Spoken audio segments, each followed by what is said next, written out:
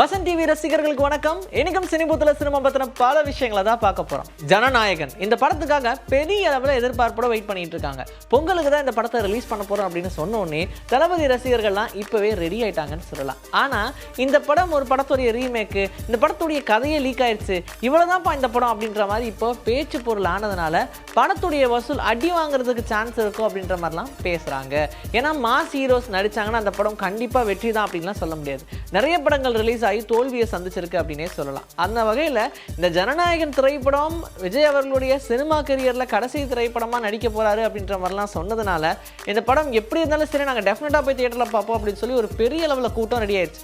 அதனாலேயே கண்டிப்பாக இந்த படம் கோடிக்கணக்கில் வசூல் ரீதியாக சக்ஸஸ் ஆகும் அப்படின்ற மாதிரி தான் எதிர்பார்த்துட்டு இருக்காங்க. ஆனால் இப்போ மறுபடியும் பார்த்தோம்னா இந்த படத்துடைய கதை கசிஞ்சிருச்சு, அதனால இந்த படம் ஓடுறதுக்கு சான்ஸ் கிடையாது அப்படின்லாம் சொல்லிட்டு இருந்தாங்க. ஆக்சுவலாகவே தளபதி விஜய் அவர்கள் அரசியலுக்கு இறங்குறாரு அப்படின்னு சொன்னோன்னே சர்க்கார் படம் இந்த டைம்ல ரிலீஸ் ஆயிருந்தா நல்லா இருந்திருக்கும் அப்படின்ற மாதிரி சொன்னாங்க. ஆனா என்ன பண்றது, முன்னாடியே ஏஆர் முருகதாஸ் இயக்கிட்டாரு, அந்த படம் ரிலீஸ் ஆயிடுச்சு. மேபி அதன் மூலியமா தான் இவருக்கு அரசியலில் களமிறங்கலாம் அப்படின்ற ஆசை வந்துச்சா என்னமோ தெரியல. ஆனா இப்போ மறுபடியும் இதே மாதிரி அரசியல் பாணியான திரைப்படங்கள் நம்ம நிறைய பார்த்துட்டு இருக்கும்போது ஜனநாயகன் அப்படின்ற படம் எந்த வகையில மாறுபடும் அப்படின்றது ஒரு கேள்விக்குறி தான். ஆனா ஒத்த ஓட்டோட முக்கியத்துவம் என்ன இருக்கும், ஜனங்கள்லாம் சேர்ந்து ஒரு மனிதனை தேர்ந்தெடுக்கிறது எப்படி, முதலமைச்சரா, இப்படி எல்லா விஷயங்களையுமே இந்த படத்தில் போட்டு கலவையாக கொடுத்துருக்கிறதா சொன்னாங்க. அதில் கமர்ஷியல் எலிமெண்ட்ஸ் இருந்தால் தானே நல்லாயிருக்கும் அப்படின்றதுக்காக கொஞ்சம் கமர்ஷியல் எலிமெண்ட்ஸ் வச்சுருக்காங்களே தவிர்த்து இந்த படம் ஃபுல்லாக கமர்ஷியலாக இருக்காதுன்ற மாதிரி தான் சொல்கிறாங்க. ஸோ ஆல்மோஸ்ட் அந்த ஒரே ஒரு ஓட்டு, அந்த ஓட்டுடைய முக்கியத்துவம் என்ன அப்படின்றது மட்டும் இல்லாமல் ஓரளவுக்கு ஹிஸ்ட்ரியும் கொஞ்சம் கலவையாக கலக்கிறாங்களோ அப்படின்ற மாதிரிலாம் எதிர்பார்க்குறாங்களாம். அதனால் அவருடைய கொள்கைகள் எல்லாமே இந்த படத்துக்குள்ளேயும் இருக்கா, அப்படி இருந்ததுன்னா பிற்காலத்தில் இப்படிலாம் பண்ணலான்ற ஐடியாஸ் நாங்கள் வச்சுருக்கோம், இதெல்லாம் தான் படத்துடைய கதை அப்படின்ற மாதிரிலாம் சொன்னாங்க. ஆல்மோஸ்ட் இந்த படத்துடைய பேச்சுவார்த்தைலாம் நடந்துக்கிட்டே இருக்கும்போது இப்படி ஒன்றா ரிலீஸ் ஆச்சு அப்படின்னா படத்துடைய ப்ரமோஷன் எங்கேயாவது அடி வாங்குமான்னு யோசிக்கிறாங்க. பட் அதுக்கு துளி கூட வாய்ப்பு இல்லை அப்படின்னு சொல்லலாம். ஏன்னா இப்போவே எல்லாரும் ஓடிடி தளங்கள்லாம் பேச ஆரம்பிச்சிருச்சு, கோடியாக இந்த படத்தை வாங்குறதுக்கு ரெடியாக இருக்காங்க. எங்கெங்கெல்லாம் இந்த படம் ரிலீஸ் ஆகும் அப்படின்னே தெரியாது. ஆனால் அந்த அளவுக்கு திருமண பக்கம் எல்லாம் ஜனநாயகன் தான் இருக்க போகுது, அந்த அளவுக்கு இந்த படம் பெருசாக பேசப்படும், அடுத்த வருஷத்துடைய one of the blockbuster movie அப்படின்ற மாதிரிலாம் சொல்கிறாங்க.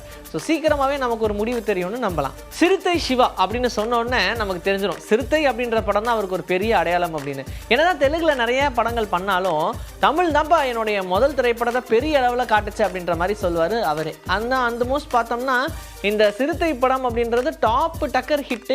ஏன்னா ரசிகர்களால் கார்த்தியவே கொண்டாட வச்ச ஒரு திரைப்படம் அப்படின்னு சொல்லலாம்.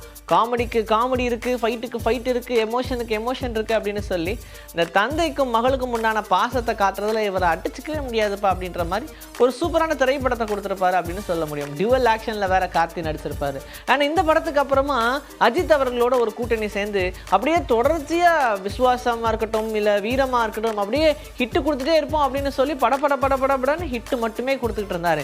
எல்லாத்துலேயுமே அம்மா சென்டிமெண்ட், தம்பி சென்டிமெண்ட், தங்கச்சி சென்டிமெண்ட், இந்த சென்டிமெண்ட் எல்லாத்தையுமே வச்சு படத்தை வேற லெவலில் கொண்டு போயிட்டாங்க அப்படின்னு சொல்லலாம். ஆக்ஷன் கொஞ்சம் கூட குறையாம இருக்கு அப்படின்னா அதுக்கு காரணம் அவர் தெலுங்கு இயக்குனர்ல, அதனால தான்ன்ற மாதிரி ஆக்ஷன் சீக்வன்ஸும் கொஞ்சம் கூட குறையாது.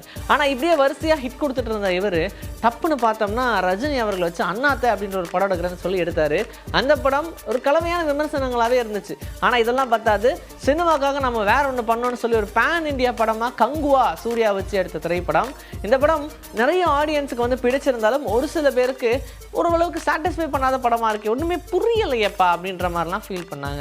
ஆனால் இந்த படத்தை இப்போ நீங்கள் பேச மாட்டீங்க, அன்பேசிவ மாதிரி அப்புறம் பேசுவீங்கன்ற மாதிரிலாம் ஒரு செட்டு சொல்ல ஆரம்பித்தாங்க. ஏன்னா அந்தளவுக்கு இந்த திரைப்படத்தில் டெக்னிக்கலாக பயங்கர சவுண்டாக ஒர்க் பண்ணியிருப்பாங்க. கார்த்தி என்னதான் முதல் திரைப்படத்தில் தமிழில் அவர் கூட ஒர்க் பண்ணி பெரிய ஹிட் கொடுத்துருந்தாலும் அவருக்காக மறுபடியும் ஒரு படம் பண்ணும், இவருக்காகவும் ஒரு படம் பண்ணுன்ற மாதிரி இருந்துச்சு. ஆனால் அதுக்கான தருணம் இதுதான் அப்படின்ற மாதிரி மறுபடியும் சிறுத்தை கூட்டணி ஜாயின் ஆக போகுது அப்படின்ற மாதிரி சொல்கிறாங்க. ஆல்ரெடி கங்குவா படத்தில் வில்லனாக இறங்கியிருப்பார் கார்த்தி. அதனால் கங்குவா 2 வந்துச்சுன்னா கார்த்திக்கு மட்டுமே பெரிய ஸ்கோப் இருக்கிற மாதிரிலாம் பிளான் பண்ணாங்க. பட் இப்போ இருக்கிற சிச்சுவேஷனுக்கு கங்குவாவை செகண்ட் பார்ட் எடுக்கிறதுக்குலாம் வாய்ப்பு இல்லைப்பா அப்படின்ற மாதிரிலாம் சொன்னாங்க இல்லையா. அதனால் இன்கேஸ் கங்குவா செகண்ட் பார்ட் வரலன்னு வச்சுக்கோங்க, கார்த்தியோடைய சேர்ந்து ஒரு படம் பண்ணுவோம் அப்படின்ற மாதிரி ரெடி ஆகிட்டு இருந்தார். அதுக்கான நேரமும் வந்துருச்சு.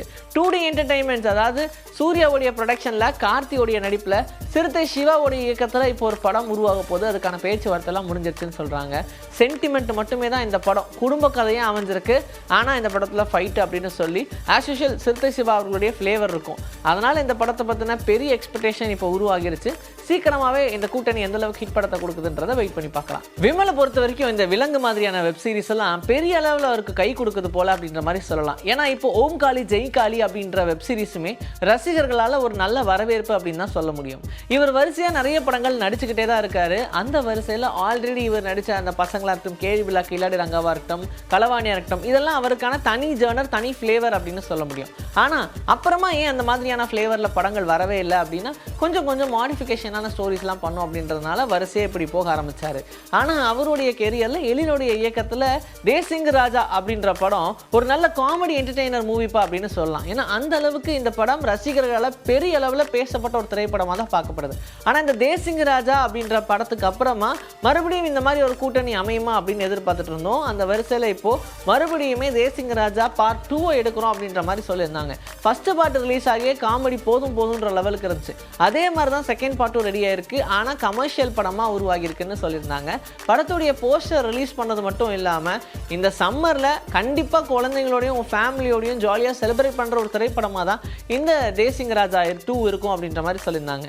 விமல் இருக்கிறத தவிர்த்து இதில் ஆல்ரெடி புகழ் இருக்காங்க அப்படின்ற மாதிரி அப்டேட் வந்துருந்துச்சு. ரவி மரியா அதில் இருக்காங்க. இன்னும் நிறைய நடிகர் நடிகைகள் இருக்காங்க. ஒரு டிஃப்ரெண்ட்டான ஜானர். அந்த படத்துடைய அப்படியே கண்டினியூஷனெல்லாம் இருக்காது. தேசிங் ராஜா அப்படின்ற டைட்டில் மட்டும்தான் தூக்கி இருக்கும். ஆனால் பொதுவாக நீங்கள் எதுக்காக தியேட்டருக்கு வருவீங்களோ உங்களை சாட்டிஸ்ஃபை பண்ணுற மாதிரியான ஒரு படமாக அது இருக்கும் அப்படின்ற மாதிரி சொல்லிட்டாங்க. அதனால் ஆல்மோஸ்ட் இந்த திரைப்படத்துக்காக இப்போவே ரசிகர்கள் ரெடி ஆகிட்டாங்க. மார்வலுடைய கிரியேஷன்ஸ்லேயே எல்லாருக்கும் ரொம்ப ஃபேவரட்டான ஒரு திரைப்படம் அப்படின்னு சொன்னால் கண்டிப்பாக ஸ்பைடர்மேனை சொல்ல முடியும். ஏன்னா அந்த மாதிரியான ஒரு கேரக்டர் யாருமே எதிர்பார்க்க மாட்டாங்க. அந்த படம் ரிலீஸ் ஆனதுக்கப்புறம் ஸ்பைடர் எடுத்து கையில் வச்சு கடின்னு சொன்ன காலம்லாம் உண்டு. ஆனால் அதுக்கப்புறம் அந்த ஸ்பைடர்மேனுடைய ஜேர்னரே டோட்டலாக மாற்றி மறுபடியும் ஸ்பைடர்மேன் பார்ட்டாக ரிலீஸ் ஆகிட்டே இருந்துச்சு. ஆனால் ஃபைனல் பார்ட்டில் வந்தவங்க தான்ப்பா ஃபைனல் அப்படின்ற மாதிரி ஃபிக்ஸ் பண்ணாங்க.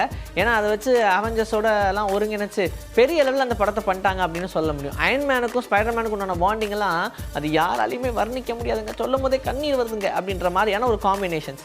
ஸோ அதில் நம்ம அந்த ஸ்பைடர்மேனுடைய செக்டார்ஸ்ன்னு பார்த்தோம்னு வச்சுக்கோங்களேன். Spiderman homecoming, Spiderman far from home, Spiderman no way home அப்படின்னு சொல்லி ரிலீஸ் பண்ணிட்டே இருந்தாங்க. இப்போ 4வது பார்ட்டும் ரெடி ஆயிடுச்சு. ஆல்ரெடி டாம் இதில் நடிச்சிருந்தாரு. இதுலேயும் அவர் தான். ஆனால் டூம்ஸ்டேல் அவர் இல்லைன்றது பெரிய ஒரு கஷ்டம். ஸ்பைடர்மேன் கேரக்டரே இல்லை, ஹல்கோட கேரக்டரே இல்லை அப்படின்னு சொல்லி மனசு ரொம்ப புண்ணாக்கிட்டாங்க. ஆனால் கவலைப்படாதீங்க, உங்களுக்கு வேற மாதிரி ஒரு ட்ரீட் வைக்கிறோம் அப்படின்னு சொல்லி தான் இப்போ இந்த ஸ்பைடர்மேன் 4th பார்ட் ரெடியாக இருக்குது. ஸ்பைடர்மேன் பிராண்ட் நியூ டே அப்படின்ற இந்த பாகம் சீக்கிரமாகவே இந்த படத்தை வேகமாக ரிலீஸ் பண்ணுன்றதுக்கான வேலைகள் நடந்துகிட்டு இருக்கு. அதனால் இந்த படமும் சம்மரில் குழந்தைகளை என்டர்டெயின் பண்ணுறதுக்கு வரப்போகுது. இன்னைக்கு நம்மளுடைய சினி பூத்தில் சினிமா பற்றின பல விஷயங்களை பார்த்தாச்சு. இதே மாதிரி அடுத்த எபிசோடுக்கு ரெடியாக இருங்க. உங்களை நான் வந்து சந்திக்கிறேன். Until then, this is bye from Vijay Sri. Take care.